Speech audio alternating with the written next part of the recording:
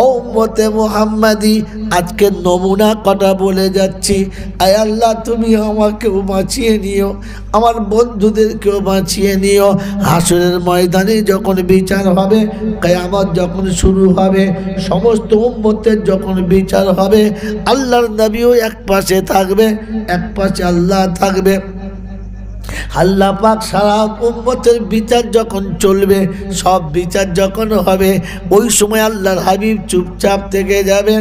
আল্লাহ পাক রব্বুল আলামিন বলে, হাবিব যখন তোমার উম্মতের বিচার নেব, তখন এইভাবে বিচারটা নেব না। আমি আল্লাহ পাক শুনিয়ে দিয়েছি, হাসরের মাঠে যখন আসবে, আমি আল্লাহ তোমার উম্মতের বিচার আলাদা করে নেব। আর তোমার উম্মতকে আমি দুটো জিনিস দান করেছি, যেই দুটো পৃথিবীর কোন উম্মতকে দান করি নাই। সুবহানাল্লাহ। এক নম্বর, আমি সূরা ফাতিহা দিয়েছি। হাবিব পৃথিবীর কোন উম্মত সূরা ফাতিহা পায় নাই, ওই সূরা ফাতিহা দিয়ে আমি বাঁচাবার জন্য ব্যবস্থা করেছি। আমার বান্দা আমাকে আরশে বসে বলে গেছে, আমি যেদিন জিজ্ঞাসা করেছি আলাস্তু বিরব্বিকুম, সেদিন আলাস্তু বিরব্বিকুম, আমি কি তোমাদের রব না, সেদিন সমস্ত মানুষ বলেছে রব্বি আল্লাহ, বালা, হ্যাঁ তুমি আমাদের রব, তুমি আমাদের রব। এইটা পৃথিবীর সব উম্মত ভুলে গেলেও আমি তোর উম্মতকে ভুলতে দেব না। তাই প্রথমে ফজরের সময় ঘুম থেকে তুলেছি, আর ঘুম থেকে তুলেই আমি নামাজের আদেশ করেছি। ওযু করে পবিত্র হবে, আমার সামনে দাঁড়াবে, আর দাঁড়িয়ে প্রথম হাত বেঁধেই বলবে আলহামদুলিল্লাহি রাব্বিল আলামিন। আমি যে রব, এটা তোর উম্মতের মুখ দিয়ে আমি বার করিয়ে নেব। ও বলতে চাক আর না চাক, আমাকে রব বলে স্বীকার করুক আর না করুক, আমি আল্লাহ ওকে রব শব্দটা বলিয়ে নেব। তাই প্রথম বলছে আলহামদুলিল্লাহি রাব্বিল আলামিন। ও পৃথিবীর মানুষ শুনে রাখো, আরবি ভাষাতে বিচারকদের দুটো নামে ডাকা হয়। যারা বিচার করে তাদের একটা নাম হলো কাজী, একটা নাম কি কাজী, আর একটা নাম হলো হাকিম। এই যে কোর্টের হাকিম বলে, ওটা ইংরেজি শব্দ না, ওটা আরবি শব্দ। হাকিম মানে বিচারক। কিয়ামতের ময়দান যখন শুরু হবে, মিজান যখন টাঙানো হবে, ওই দিন বিচার হবে। হ্যাঁ না বলেন, ওই বিচার যিনি করবেন তিনি কে? জোরে বলেন আল্লাহ। তো আল্লাহ যদি বিচারক হয়, সেদিন নাম হবে কি? হাকিম কিংবা কাজী। হ্যাঁ না বলেন? সারা পৃথিবীর মানুষ জানে আল্লাহ সেদিন কাজীউল কুজ্জা হবে, আর সেদিন আমার আল্লাহর কাছে ইনসাফের বিচার হবে। এক চুল পরিমাণ কম বেশি কাউকে দেওয়া হবে না। আল্লাহ পাক বলে, হাবিব তোর উম্মতকে আমি আলাদা করে বেছে নেব, আর বলবো, বল সবাই বল, সকালবেলা উঠে বল আলহামদুলিল্লাহি রাব্বিল আলামিন আর রহমানির রহিম হাকিমি ইয়াউমিদ্দিন। এরকম আছে? কি আছে? কি আছে? মালিকি ইয়াউমিদ্দিন। রব্বে জুল জালাল বলে, ফেরেশতারা সাক্ষী থাক, হাবিব তুমি শুনে রাখো, আমাকে কিয়ামতের মালিক বলে যারা দেখেছে, আমি কিয়ামতের ময়দানে তাদের জন্য বিচারক হব না, আমি তাদের জন্য মালিক হয়ে সামনে দাঁড়াবো। আমি আল্লাহ পাক শোনাবো, পৃথিবীর মানুষ শুনে রেখে দে, আমি যখন মালিক হব রে, আমার ইচ্ছা মতো বিচার দেবো। কাজী হলে সরকারি কানুন মানতে হবে, হাকিম হলে আদালতের কানুন মানতে হবে, মালিক হলে কোনো কানুন মানতে হবে না। উম্মতে মুহাম্মাদকে টেনে নিয়ে বলবো, পৃথিবীর জমিনে আমাকে যারা মালিক বলে স্বীকার করেছে, আমি তাদেরকে মালিক হিসাবে বাঁচিয়ে নিলাম, যাও জান্নাতে দরজা খুলেছি। মুসলমান শুনে রাখো, এজন্য নামাজিকে আল্লাহ জান্নাতি করবে বলেছেন। নামাজি কোনোদিন জাহান্নামে যাবে না। ও চোর ছাচর বদমাস যাই হোক না কেন, কমপক্ষে দিনে 5 বার স্বীকার করেছে মালিকি ইয়াউমিদ্দিন। আল্লাহ পাক বলে এতেও যারা পড়ে না আমি আল্লাহ তাদেরকে বাঁচাবো রে হাবিব, বাঁচাবো, শুনে রেখে দে। আমি আল্লাহ বাঁচাবো, তুই শুনে রেখে দে। তুই বলে দে তোর উম্মতের কাছে, মান আহাব্বা সুন্নতি ফাকাদ আহাব্বানি ওয়া মান আহাব্বানি কানা মাইয়া ফিল জান্নাহ। আমার হাবিবের সুন্নতকে যারা ভালোবাসে তারা হাবিব বল আমাকে ভালোবাসে, আর তোকে যে ভালোবাসে ও জান্নাতে থাকবে তোরই পাশে। আমার আল্লাহওয়ালা ভাইরা, জ্ঞানীজনরা, সুধী মানুষেরা, আপনাদের হয়তো মনে মনে হবে তাই বা কি করে হবে, খালি ভালোবাসা হলেই হবে? হ্যাঁ, হতে হবে। আল্লাহর নবী বলেছে মান তামাসসাকা বিসুন্নতি ইনদা ফাসাদি উম্মতি ফালাহু আজরু মিয়াতি শাহীদ। ফিতনা জামানায়, শেষ জামানায় যখন উম্মত বড় মুসিবতের মধ্যে থাকবে, বড় ফিতনার মধ্যে থাকবে, ওই সময় যদি একটা সুন্নতের উপর কেউ আমল করে 100 শহীদের সওয়াব তার আমলনামায় যাবে।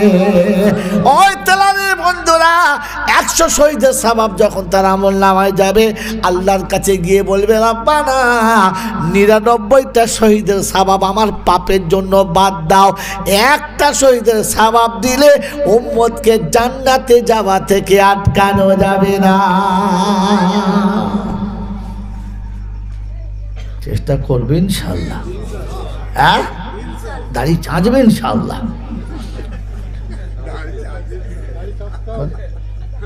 আল্লাহু আকবার। একটা সুন্নাত নিয়ে যাবে ইনশাআল্লাহ, যাবে ইনশাআল্লাহ। এই বাবাজিরা, সারা জীবন তো বহু লোকের স্টাইলে চুল কেটেছি, কাটি নাই? বল খেলার প্লেয়ারের স্টাইলে, ক্রিকেটের প্লেয়ারের স্টাইলে, তারপর বড় বড় নায়ক নায়িকাদের প্লেয়ারের সব না কি বলে, সব প্লেয়ার না প্লেয়ার বলে, আল্লাহ বুঝতে পারি না, ওই সব মালদের স্টাইলে কেটেছি। আজ থেকে নিয়ত করি, আজ থেকে নিয়ত করি, রমজান সামনে আসছে, রমজান সামনে আসছে, আজ থেকে নিয়ত করি ঈদের আগের দিন সকলে চুল কাটবো তো ইনশাআল্লাহ। কাটবে ইনশাআল্লাহ। কি ঈদের দিন চুল কাটবো না? ঈদের একদিন আগে চুল কাটবো না সবাই? কাটবো তো ইনশাআল্লাহ।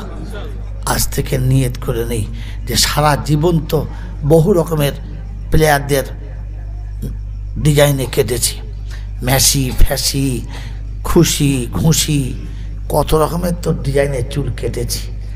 আজ থেকে নিয়ত করি এবছর ঈদের দিনের চুলটা মুহাম্মদ রাসূলুল্লাহর স্টাইলে কাটবো ইনশাআল্লাহ।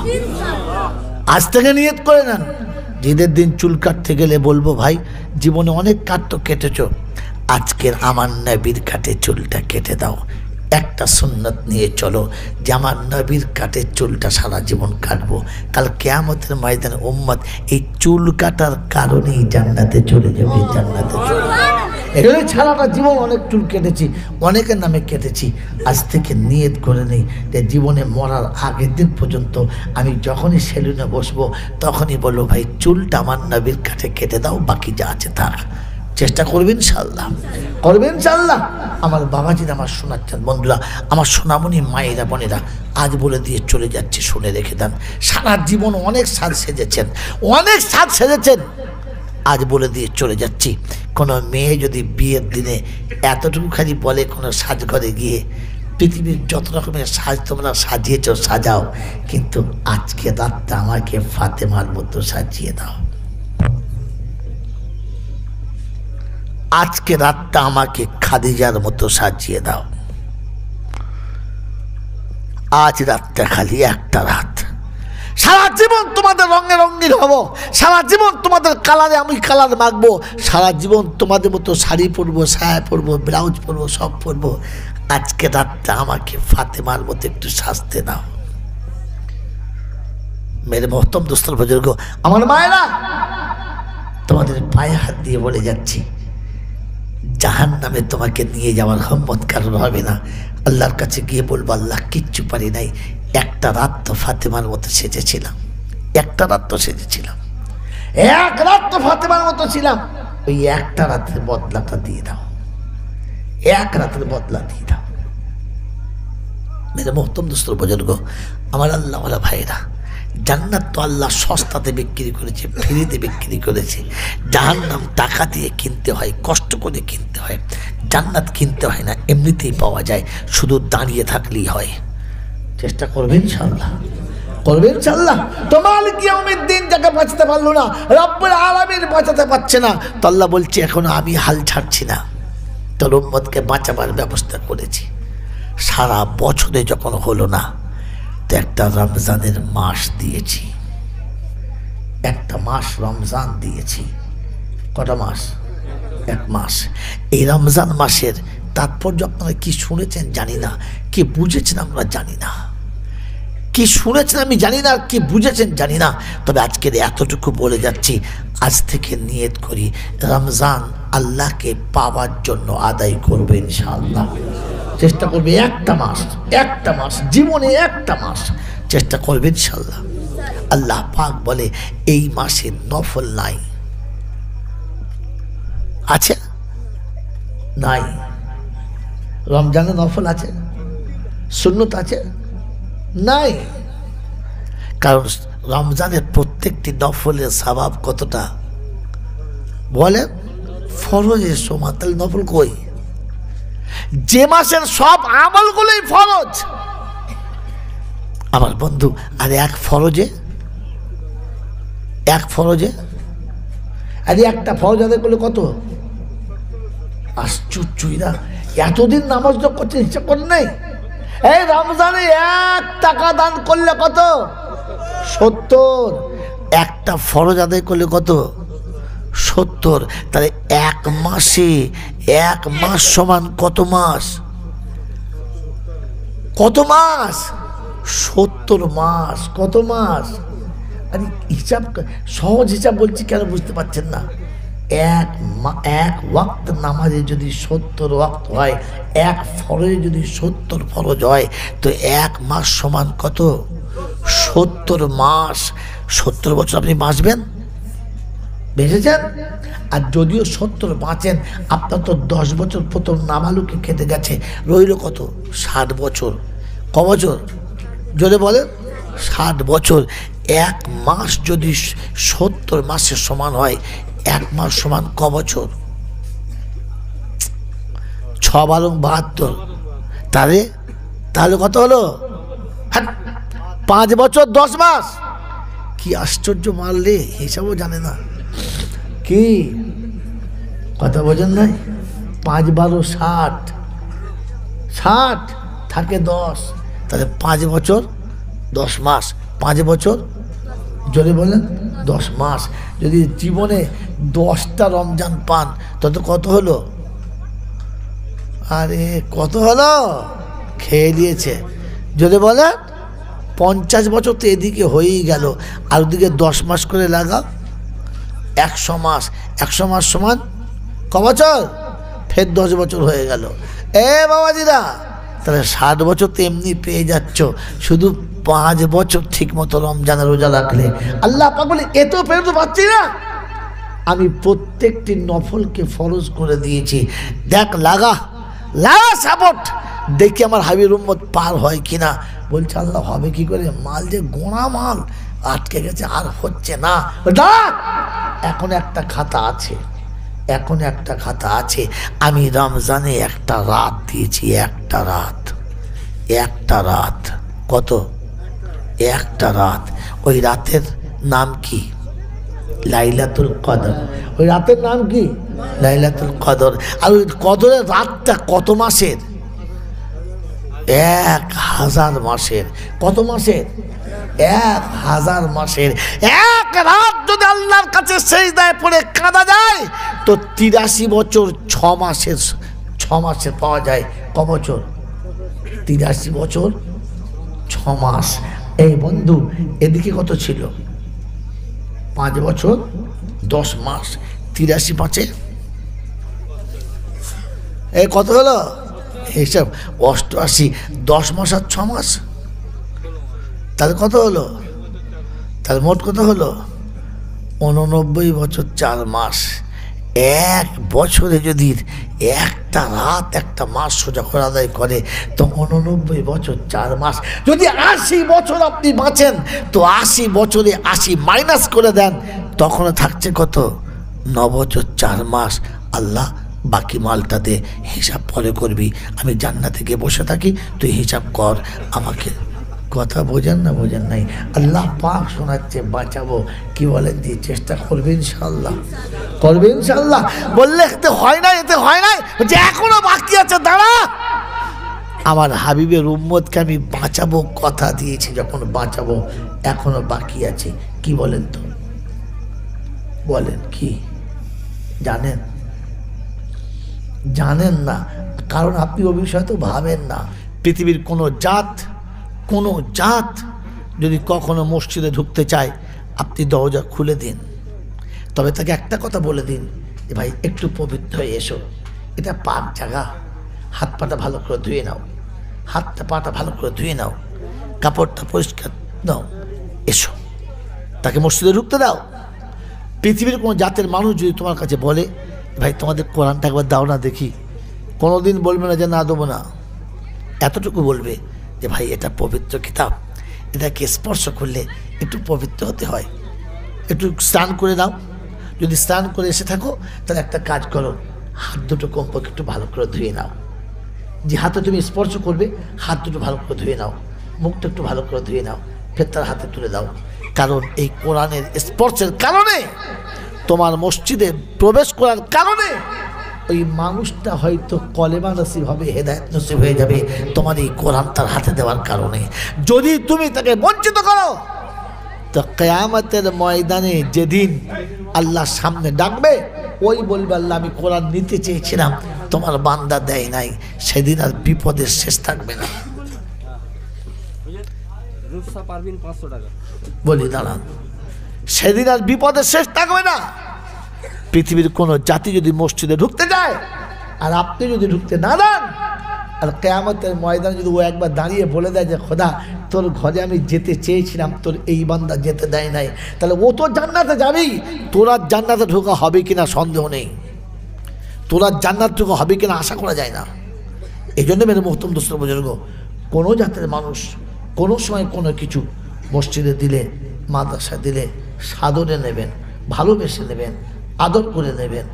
আমি কাজে লাগাবার সময়তে ওলামাদের কাছে জেনে নেব এই টাকাটা এই জায়গায় থেকে পেয়েছি, এটা কী কী কাজ করা হবে, আপনি সেইভাবে কাজটা করবেন।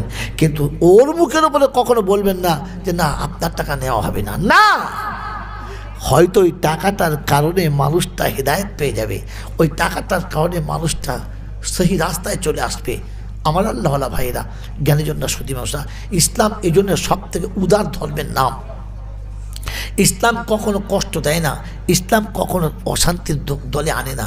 আমরা অশান্তিতে নিয়ে চলে গেছি, এটা আমাদের দুর্ভাগ্য। আমরা ইসলাম বুঝি না তাই, আমরা ধর্ম জানি না তাই, আমরা ধর্ম থেকে নিজেরা সরে গেছি, আর ধর্মের কলঙ্ক আমরাই হয়ে গেছি, অন্য কেউ নয়।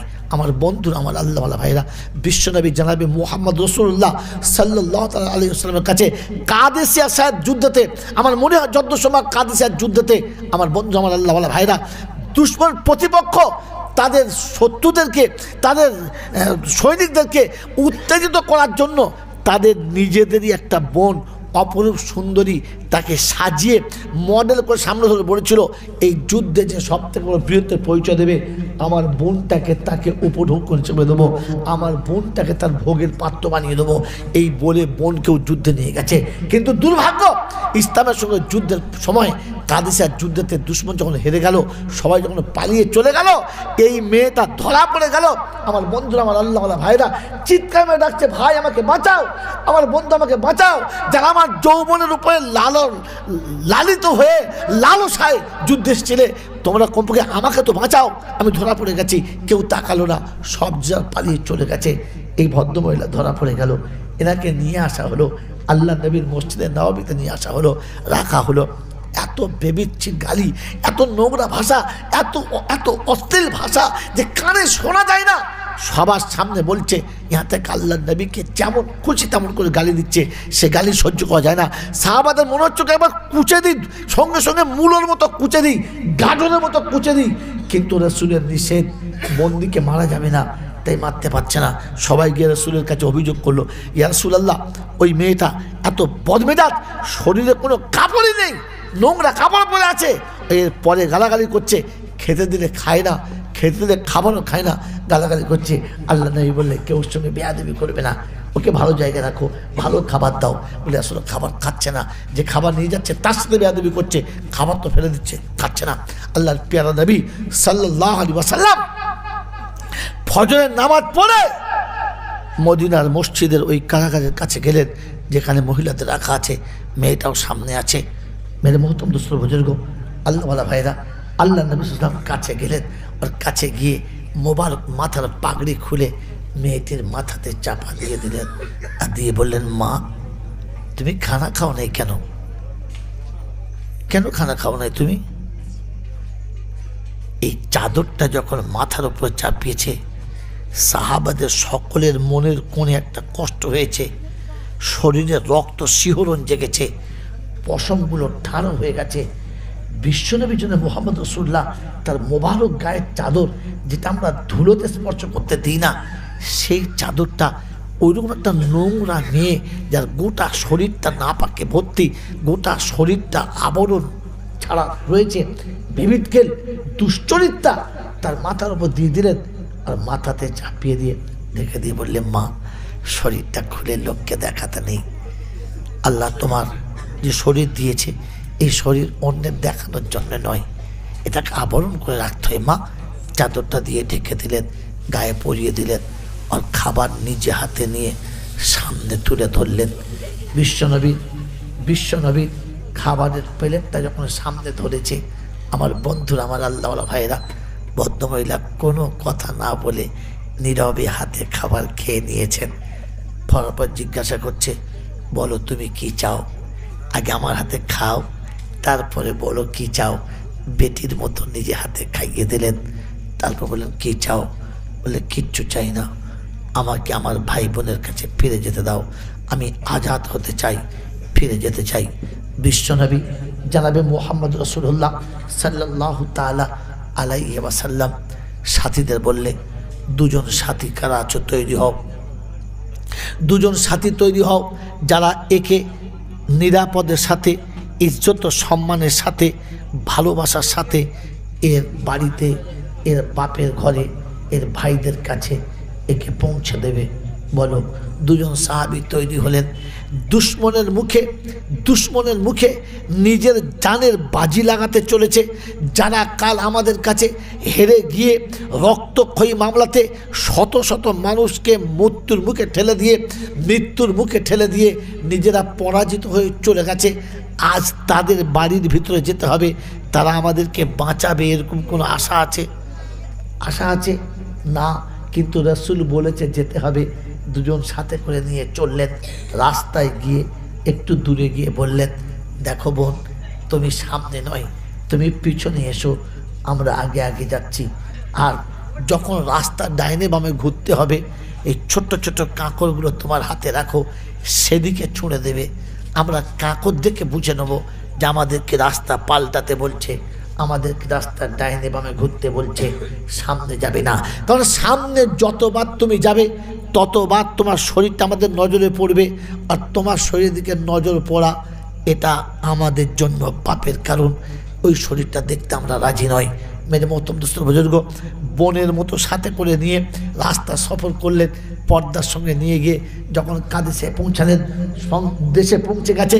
দেশের মানুষ চারিদিক থেকে ছুটে আসছে, ছিচি ছিচি ছিচি ছিচি ছিচি ছিচি ছিচি, সেই অসতিটা আসছে এই জবনদের কাছে, মুসলমানদের কাছে। কয়েকদিন ছিল, ওরা আর কিছু রেখেছে, তছনছ করে দিয়েছে। ছিচি ছিচি ছিচি ছি, লজ্জা শরম নাই। কারো কোনো কথা না শুনে তিনি হাসতে হাসতে চলে গেলেন, রাজপ্রাসাদের উপর চলে গেলেন। ভাইদেরকে ডাকলেন, সবাইকে ডাকলেন। সবাই বললেন, না, ও নারীকে আর দেশে তোলা যাবে না, ও নারীকে জাতিতে নেওয়া যাবে না, ওই নারীকে আর কোনোদিন গ্রহণ করা সম্ভব নয়। যদি আপনারা ওই বোনকে নেন, তাহলে আপনাদের সঙ্গে আমরা থাকতে রাজি নয়। দেশের লোকে সবার মত একদিকে হয়ে গেল।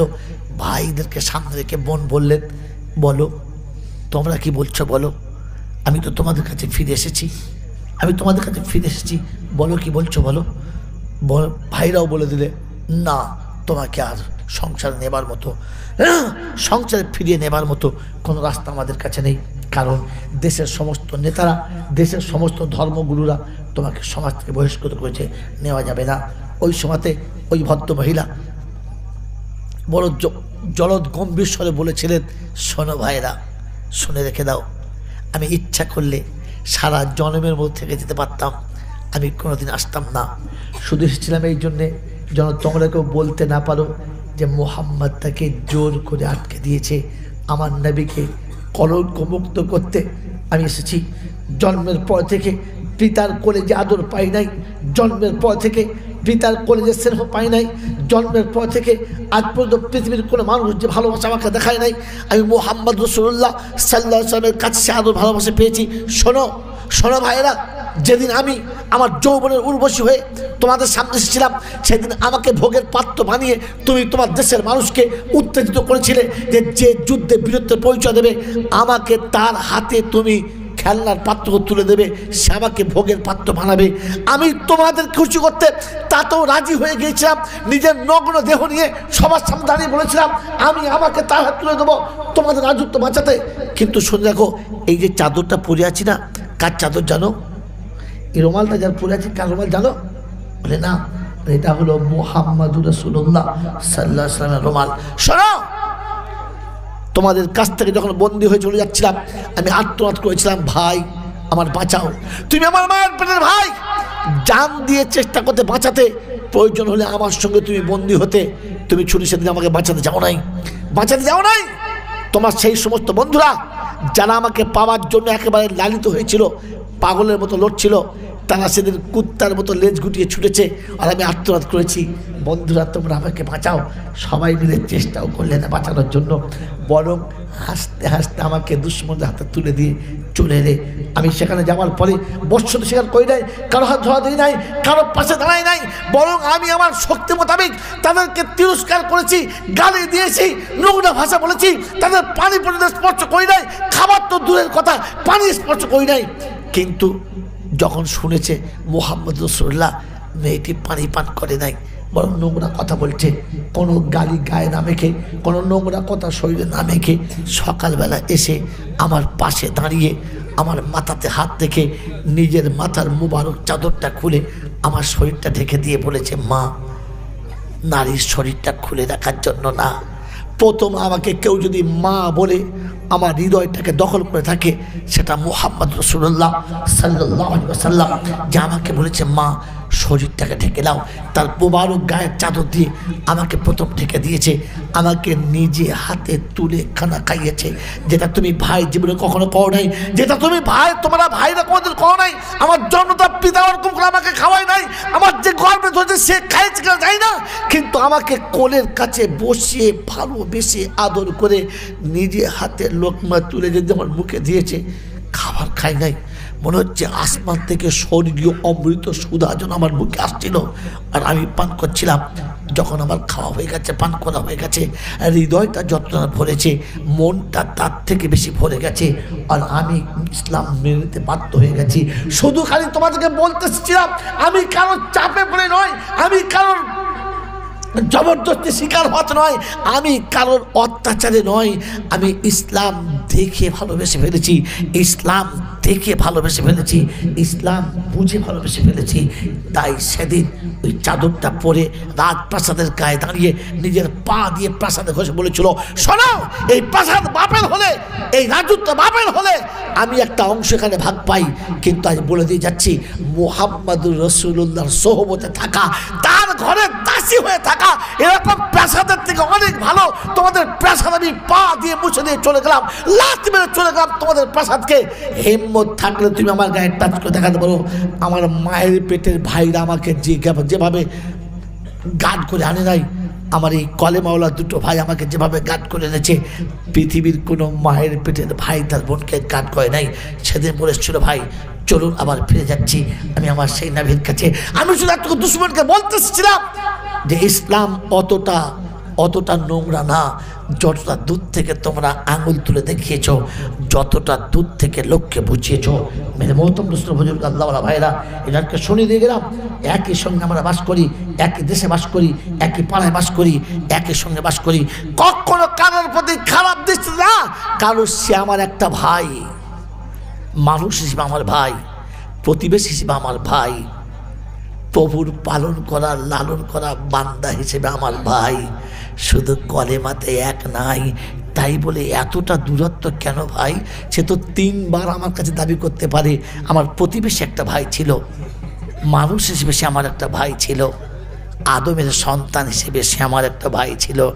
3 জায়গাতে আমার সঙ্গে সে দাবি করতে পারে, শুধু একটা জায়গাতে নাই। আমার বন্ধুরা, আমার আল্লাহওয়ালা ভাইরা, আমার জ্ঞানীজনরা, শুধু মানুষরা, এগুলো আজকে শুনিয়ে চলে গেলাম। কোনো মানুষকে কখনো খারাপ নজরে দেখবেন না। আপনার এই হাতে কোরআন তুলে দেওয়ার কারণে, আপনাকে এই মসজিদে ঢুকতে দেওয়ার কারণে একদিন হয়তো সে কলেমা পড়তে বাধ্য হবে। মনে পড়ে না বিশ্বনবী জনাবে মুহাম্মদ রাসূলুল্লাহ সাল্লাল্লাহু আলাইহি ওয়াসাল্লামের সামনে একজন ইহুদি এসে মসজিদের ভিতরে পেশাব করে ফেলেছে। সাহাবী কেরাম রক্তাক্ত তরবারি খুলে ফেলেছে, শেষ করে দেবো। আল্লাহ নবী বললেন, চুপ, বেয়াদবি করছো, এই কি করছো তুমি, চুপ করো, ওকে পেশাব করতে দাও। জান ভরে পেশাব করা হয়ে গেছে। যখন ওটা দাঁড়িয়েছে, আল্লাহ নবী বললেন, বাবু তুমি জানো না এটা মসজিদ? বললে, হ্যাঁ। পেশাব করলে? বলে, জোর পেশাব লেগেছিল, করে ফেলেছি। বললে, শোনো, এটা পবিত্র জায়গা, আমরা এখানে নামাজ পড়ি, এটা পাক সাপ রাখতে হয়, এখানে পেশাব করতে নেই বাবু, এই জায়গাটায় পেশাব করো না। আর আচ্ছা ঠিক আছে, আচ্ছা ঠিক আছে, তুমি চলে যাও। ওই মানুষটা চলে গেছে। আল্লাহ নবী বলে, একটা কাজ করো, পানি নিয়ে এসো। বালতিতে করে সাহাবী পানি আনলেন, আর নবী তার মোবারক হাতে ঝাঁটা ধরে পানি ঢেলে দিয়ে ধুয়ে পরিষ্কার করে দিলেন। আর পরিষ্কার করে বললেন, যে ঝামেলাটা 2 বালতি পানিতে ঠান্ডা করা হয়, সেটা তুমি রক্ত দিয়ে ঠান্ডা করতে যাচ্ছিলে? যেটা 2 বালতি পানিতে ঠান্ডা করা সম্ভব, ওটার জন্য তুমি তরবারি খুলে রক্ত ঢালতে যাচ্ছিলে? ইসলাম এটা শেখায়। সাহাবী স্তব্ধ হয়ে গেলেন, সবাই চুপ করে গেলেন। বললেন, আল্লাহ রাসূল, এ বিচার আপনার কাছে শিখেছি, পৃথিবীর আর কোনো আদালতে বিচার শেখানো হয় না। যে ঝামেলাটা, যে রক্তক্ষয়ী মামলাটা তরবারির আঘাতে হওয়ার কথা ছিল, সেটা 2 বালতি পানি দিয়ে তো ঠান্ডা হয়ে গেছে। মেরে মহতম দুসর বুজুর্গ, ওই ভদ্রলোক ওখান থেকে দাঁড়িয়ে দূর থেকে দেখেছে, আড়াল থেকে দেখেছে যে আমি পেশাব করেছি, আমার উপরে আঙুল তুললো না, বরং কেউ রেগে গেলে তাকে ধমকে শাসনে বসালো, আর নিজে হাতে পানি দিয়ে সেই নোংরা পেশাবটা ধুয়ে দিল। হায়, মানব তো একে বলে, মনুষ্যত্ব এখানে বলে। মানুষ হতে গেলে এখানে তো থাকা দরকার ছিল। তাই খানিক দূর থেকে ফিরে এসে খানিক দূরের জঙ্গলের ভিতরে কোনো পানির পাত্রে গোসল করে পবিত্র হয়ে ফিরে এলেন মসজিদ নববীতে। আর বললেন, ইয়া রাসূলুল্লাহ, ইয়া হাবিবাল্লাহ, আশহাদু আল্লা ইলাহা ইল্লাল্লাহ ওয়া আন্না মুহাম্মাদুর রাসূলুল্লাহ। আল্লাহ হাবিব, আমি কালেমা পড়ে নিয়েছি, আমি আপনার সঙ্গে থাকতে চাচ্ছি, আমি মুসলমান হতে চাচ্ছি। আর ওই ধর্ম চাই না যে ধর্ম মানুষের রক্ত দিয়ে তার ভুল শুনতে দেয়। ও ধর্ম নয়। ধর্ম তো সেটা যে মানুষের রক্ত দিয়ে ধুয়ে দেওয়া মশলাটাকে 1 বালতি পানি দিয়ে ঠান্ডা করে দিতে পারে। এটা যদি অন্য কোনো ধর্মালয় হতো, আর এই বাচ্চা যদি ওইভাবে পেশাব করতো, আর এরপরে বলতো আমি জানি এটা ধর্মশালা, তারপরে পেশাব করেছি, তাহলে পৃথিবীর জমিনে তার বেঁচে থাকার সময় হতো না। প্রথম চান্সেই তাকে টুকরো করে দিত। আপনি সব কিছু হাতে পেয়ে আমাকে ছেড়ে দিয়েছেন, বুঝতে পেরেছি ইসলাম হলো ক্ষমার ধর্ম, ইসলাম হলো ভালোবাসার ধর্ম, ইসলাম হলো প্রেমের ধর্ম। আর যে ধর্মে প্রেম থাকে না, ও ধর্মকে ধর্ম বলা যায় না। তাই কলমা পড়তে বাধ্য হয়ে গেছি।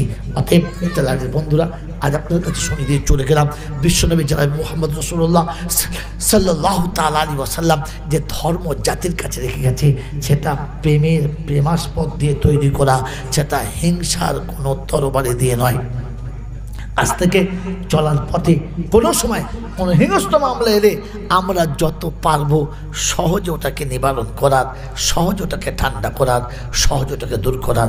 আল্লাহ আপনাকে, আমাকে, আমাদের সকলকে এই ধর্মের উপরে জমে থাকার, এই ধর্ম নিয়ে বাঁচার, আর ধর্ম নিয়েই মরার তৌফিক দান করুন। বলুন আমিন। ওয়া আখির দাওয়ানা আনিল হামদুলিল্লাহি রাব্বিল আলামিন। দরুদ শরীফ। আল্লাহুম্মা সাল্লি আলা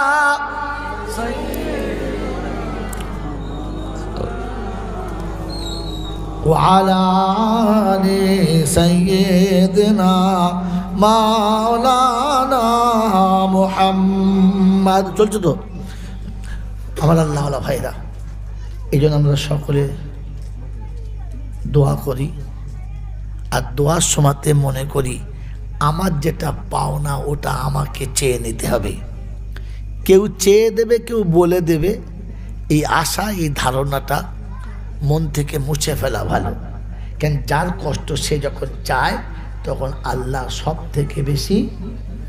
থেকে বেশি খুশি হয় তো সকলে আল্লাহর কাছে চাইবেন ইনশাআল্লাহ দুহাত তুলে চাইবো তো জোরবান চাইবে তো তো যারা 500 দিতে পারি নাই 1000 দিতে পারি নাই কয় তো রুমাল কই নিজে তো রুমাল নিলাম নাম আর চিন্তা জুলমে যাও ভাই 200 150 যে যা পারেন দেন আমি একটা গজল শুনিয়ে দিচ্ছি আর আপনারা যে যা যার কাছে নেই দিতে পারেন নাই পরে যা দেবেন এখন কমপক্ষে নগদে 200 150 10 20 মায়েদের কাছে কে গেছে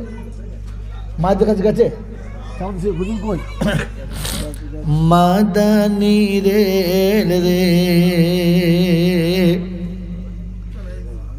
মাদানি রেল রে রহমতি মেল রে শিগিরি চড়না ভাই নইলে গাড়ি ফেল রে মাদানি রেল রে রহমতি মেল রে শিগিরি চড়না ভাই নইলে গাড়ি ফেল রে মাদানি রেল রে এ গাড়ির ড্রাইভার যিনি মোদের মাদানি তিনি এ গাড়ির ড্রাইভার যিনি মোদের মাদানি তিনি না লাগে কয়লা পানি না মোবিল না তেল রে মাদানি রেল রে রহমতি মেল রে শিগিরি চড়না ভাই নইলে গাড়ি ফেল রে মাদানি রেল রে রহমতি মেল রে শিগিরি চড়না ভাই নইলে গাড়ি ফেল রে মাদানি রেল রে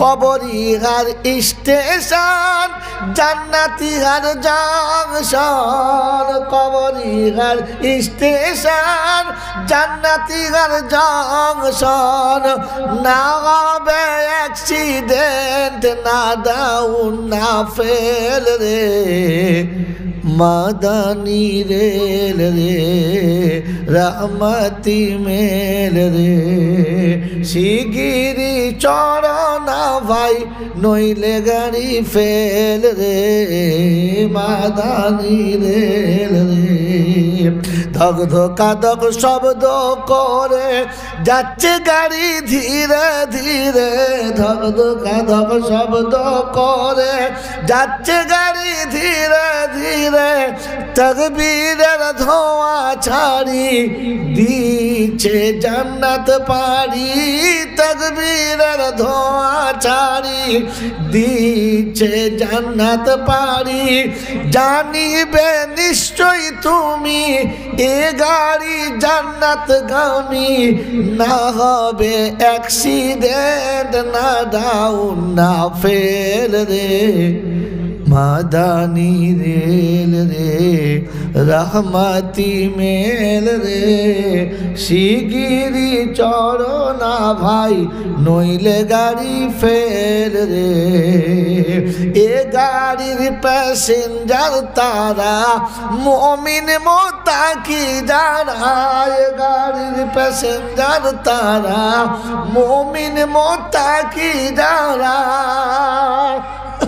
কালিমার দিয়ে ধ্বনি চলে জান্নাতের গাড়ি কালিমার দিয়ে ধ্বনি চলে জান্নাতের গাড়ি আসিলে একবার বাড়ি লইয়া যাইবে রে মাদানি রেল রে রহমতি মেল রে শিগিরি চরণা ভাই নইলে গাড়ি ফেল রে মাদানি রেল রে এ গাড়ির ড্রাইভার যিনি মোদের মাদানি তিনি না লাগে কয়লা পানি না মোবিল না তেল রে মাদানি রেল রে রহমতি মেল রে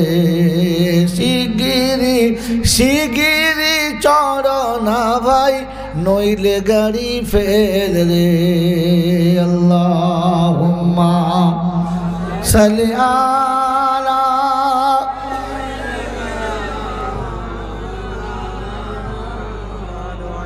ওয়া আলা আলি সাইয়্যিদিনা